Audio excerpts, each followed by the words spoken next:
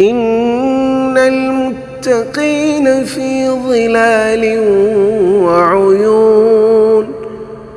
وفواكه مما يشتهون كلوا واشربوا هنيئا بما كنتم تعملون إنا كذلك نجزي المحسنين ويل يومئذ للمكذبين كلوا وتمتعوا قليلا إنكم مجرمون ويل يومئذ